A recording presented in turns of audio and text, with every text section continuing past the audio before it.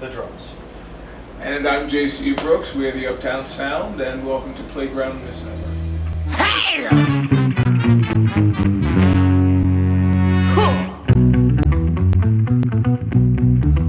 I posted an ad on Craigslist.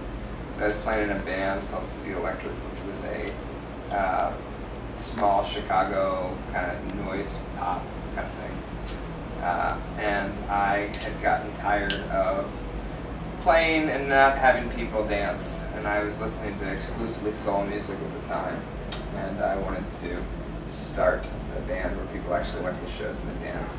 So I put an ad in the paper, and JC was there with our bass player Ben the next day at my door. I think it took a day. I waited out there all night. And we devised the plan to put the band together. It was equal parts rock and soul. Ladies and gentlemen, Mr. JC Brooks.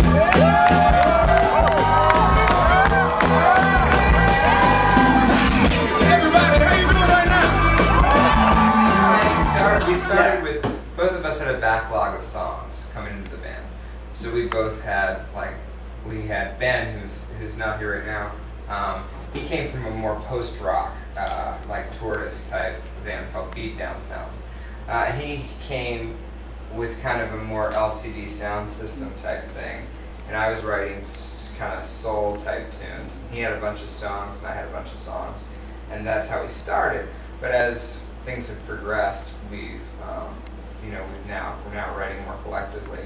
And sometimes, some of the stuff comes out of jams, some of the stuff, maybe I might write some of the stuff in this record I wrote the music for, and then I might have had one line. It's interesting because we do have so many different influences that we like, but I think we also know what we sound like, which makes it not hard to write, and we also know what, I think we know what we want to sound like, fusing the two musics together.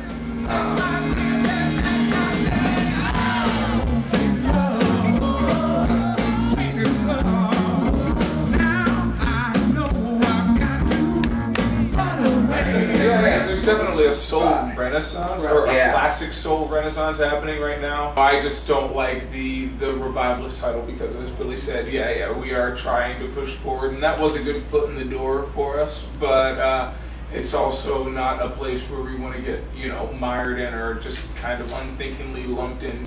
And I also think that, I think there's a lot of the great bands that are maybe thought in the soul revival, if you listen to that Amy Winehouse record, she was still moving music forward. She was using sampling and interesting. It wasn't, the sounds in that record. Mayor Hawthorne has used hip hop very well, and we've used our post-punk, things, and some of our other interests in jazzy stuff or whatever. Not. So I think you bring to the table, true soul, Ray Charles and Sam Cooke brought rhythm and blues and gospel together, and then they were like, whoa, this is great, this is soul music. And then it just opens up to everything. The Ohio Players and us do not have a ton in common. Would I listen to a record of theirs? Absolutely. Steely Dan, that stuff is super soulful, but that's not, 3 chord changes like Solomon Burke, so that the definitions go endlessly. I think for us, what we want to do is define soul music for us as opposed to fit into the genre. All things aside, soul, post-punk, all that shit aside, we like to have a good time. We like to get people moving. We like to get people dancing, and I can't think of a band out there that doesn't want to get people engaged before they get on. So I think that makes us a perfect opener for a lot of acts because it's not strictly soul, so you can't put us with, in front of a folk act or something like that, but at the same time, it is, it's just fun, feel good. God, I feel like I'm distilling it into such, wet napkin terms, but, it's it really is fun, feel good, good time music, and if you're paying attention, you might learn something. Cool. This is what happens with our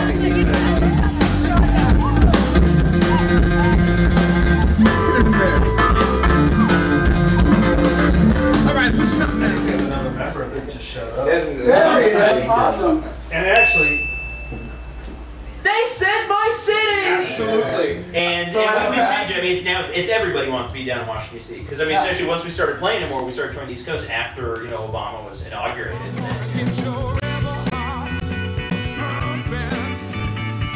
Getting funding for a film. Hopefully be shooting it around next year this time if everything works out.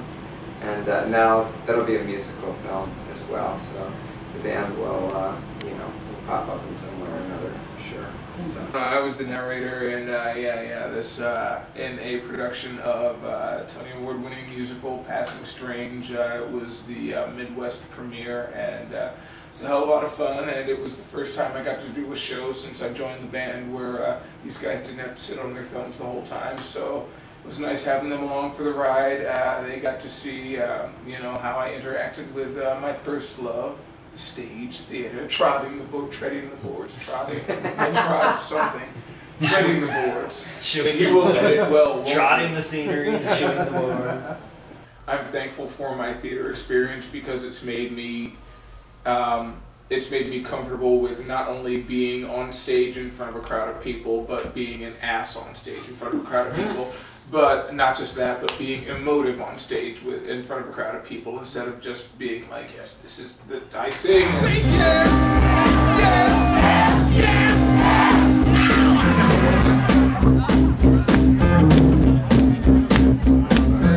I am excited about the next record because it feels like it's the first time that we were able to. Oh wow! I don't even have one of those.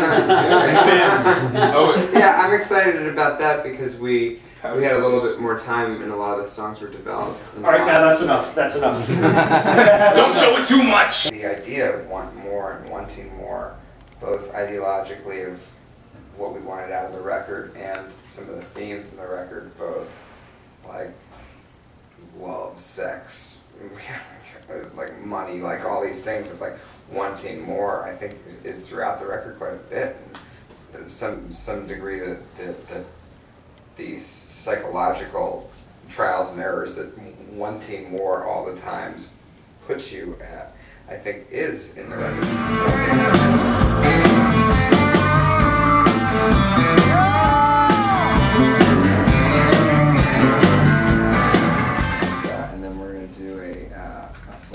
Tour for the record, so we're probably going to wind up on tour behind this record for as long as until everybody gets to hear it and everybody gets to hear us. Right.